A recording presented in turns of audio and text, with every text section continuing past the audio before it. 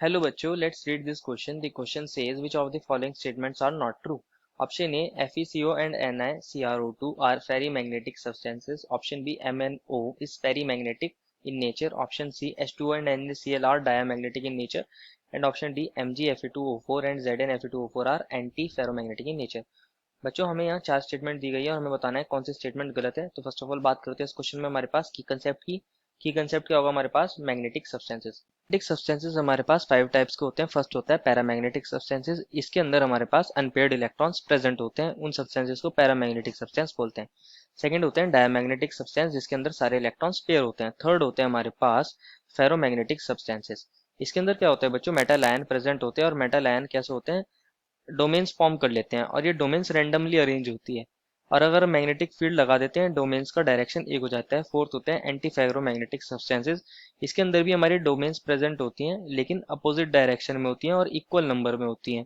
और फिफ्थ होता है हमारे पास फेरीमैग्नेटिक सब्सटेंसेस, इसके अंदर क्या होता है, डोमेन्स प्रेजेंट होती है और अपोजिट डायरेक्शन में होती है लेकिन इनका नंबर इक्वल नहीं होता, अनइक्वल नंबर में प्रेजेंट होती है।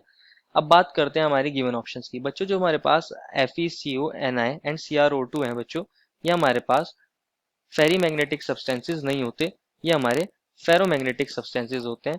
दैट मीन्स कि अगर इसके अंदर हम स्ट्रॉन्ग मैग्नेटिक फील्ड लगा देते हैं तो इसके अंदर डोमेन सारी रेंडमली अरेंजमेंट छोड़ के एक पर्टिकुलर डायरेक्शन में अरेंज हो जाती है। सेकंड स्टेटमेंट में दिया गया था MnO क्या है हमारे पास पेरीमैग्नेटिक इन नेचर की है, तो बच्चों ये स्टेटमेंट भी गलत हो जाएगी। जो हमारे पास MnO होता है वो एंटी फेरोमैग्नेटिक नेचर का होता है। Manganese oxide is anti ferromagnetic in nature. Third statement में हमको बोला गया था कि जो H2O और NaCl है वो हमारे डायमैग्नेटिक नेचर के होते हैं, तो बच्चों ये स्टेटमेंट बिल्कुल हमारी करेक्ट है।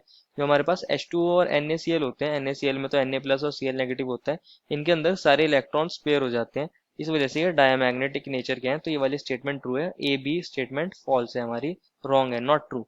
एंड फोर्थ स्टेटमेंट में बोला गया है हमारा MgFe2O4 और ZnFe2O4 कैसे होते हैं बच्चों, एंटी फेरो बोला गया है, लेकिन एक्चुअल में ये हमारे फेरी मैग्नेटिक सब्सटेंसेज होते हैं। इसके अंदर डोमेन्स हमारी अरेंज होती हैं अपोजिट डायरेक्शन में लेकिन अनइक्वल नंबर में, that is ferri magnetic substances. तो हमारी ए बी और डी स्टेटमेंट फॉल्स है। Therefore, the final answer is A, B, and D. I hope you understood it well and best of luck.